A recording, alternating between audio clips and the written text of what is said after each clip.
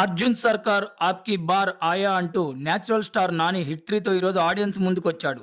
అర్జున్ సర్కార్ ఎంత violent and cruel police officer అనేది కొలవడానికి ఒక స్కేల్ అనేది లేదంటే అతిశయోక్తి లేదు.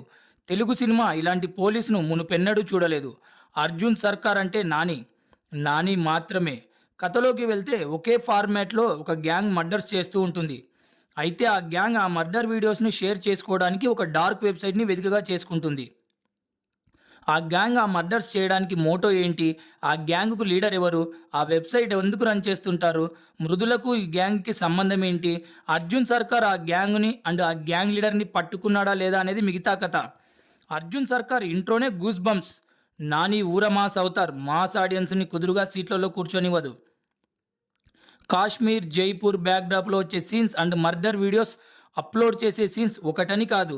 ప్రతి అంశాన్ని చాలా ఇంటెన్సివ్‌గా తీశారు డైరెక్టర్ శైలేష్ కొలను. కంటెంట్‌లో ఉన్న ఇంటెన్సిటీ నాని తన యాక్టింగ్‌లో 100 టైమ్స్ పెంచారు. నానిలో యాక్టర్ రోజురోజుకు పరిణితి సాగిస్తున్నాడు అని చెప్పడానికి హిట్ 3 బెస్ట్ ఎగ్జాంపుల్.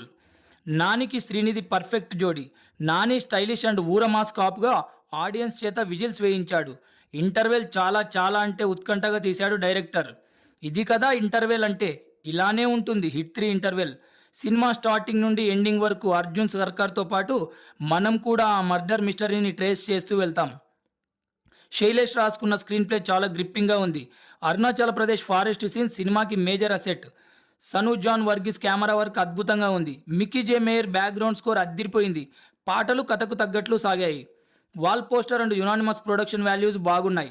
హిట్ మొదటి కేసు నుండి నెక్స్ట్ కేసు సాల్వ్ చేసే పోలీస్ క్యారెక్టర్ని ఇంట్రడ్యూస్ చేయడం ప్రాసెస్లో భాగంగా వస్తుంది. క్లైమాక్స్లో హిట్ 4 నాలుగవ కేసు సాల్వ్ చేయడానికి కార్తీని ఆఫీసర్ వీరప్పన్గా ఇంట్రడ్యూస్ చేశారు. హిట్ పరంపర విజయవంతంగా కొనసాగాలని క్రాస్ రోడ్స్ మీడియా మనస్ఫూర్తిగా కోరుకుంటుంది. ఏ వ్యూ బై హరీష్ రామాయణం.